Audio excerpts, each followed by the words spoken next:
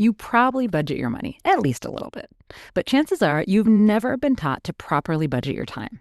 And if you're constantly feeling stretched, behind, or exhausted, it may not be the discipline problem you suspect it is, but you might simply be spending more time than you actually have and carrying a kind of debt that no one warns you about. So stay tuned for today's episode where we discuss overcommitment, both how you got into it in the first place and how you can avoid it in the future.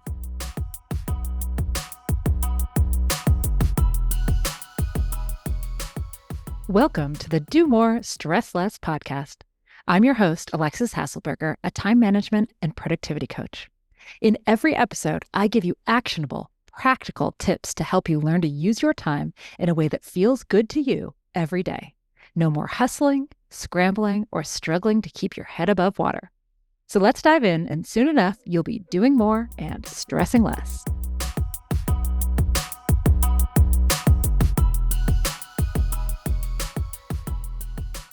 Time is money, money is time. You've heard it before and you'll hear it again. But today, I want to talk instead about how time is like money.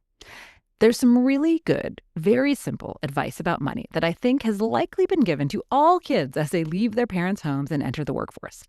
Don't spend beyond your means, right? I can just imagine my parents saying that to me because they have said it to me. And it's really good advice.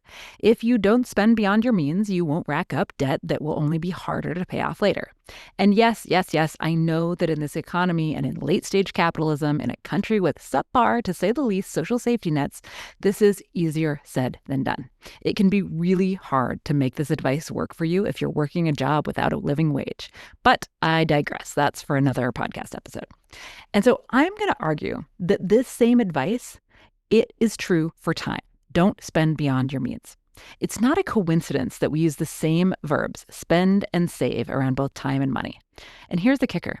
In some ways, it's more important to budget your time than your money because while you can make more money, you can't make more time. In fact, it's the only thing you can't make more of.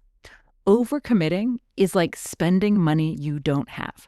Overcommitting puts you in time debt. So I want you to ask yourself a few hard questions. Are you writing time checks that you can't cash? Are you saying yes when you don't have any more time to spare? Are you trading sleep, health, and well-being for stress, overwhelm, and the pursuit of status and success? Now, I'm sure you've heard money folks say something like, pay yourself first. And you can do that with time too. Look, we all know we've got to pay our bills first, before discretionary spending, because if we don't, we'll end up spending more than we have and being in debt. Bills are the non-negotiables when it comes to your money. But what are the non-negotiables when it comes to your time? Build in those non-negotiables first, before you commit to more, before you spend time you don't have. Now, you can think of your non-negotiables in two categories, work and personal.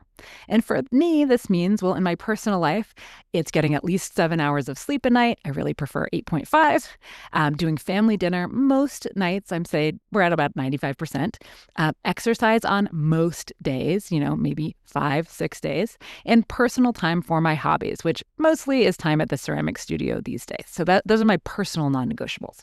And in my work, my non-negotiables are my client sessions and client work and engagement. It's daily time to process emails and messages so that I don't get behind. And it's daily buffer time to account for the unexpected because I know that the unexpected will happen every single day. So these are mine and yours may be different, right? But I want you to think about your non-negotiables as your bills and I want you to pay them first with your time.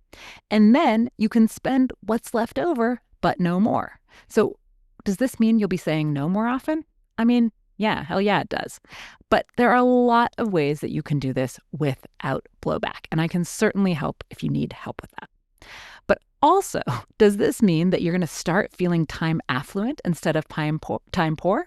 Yes, you better believe it, right? Instead of committing to stuff you don't have time for, i.e. spending time you don't have, you'll be spending within your means. And by paying your time bills first, you'll make sure that the seemingly urgent doesn't crowd out the actually important. You'll stop running yourself ragged. Will you have FOMO? Yeah, sure, maybe a little. But if that's the price to pay, I will gladly pony up. How about you?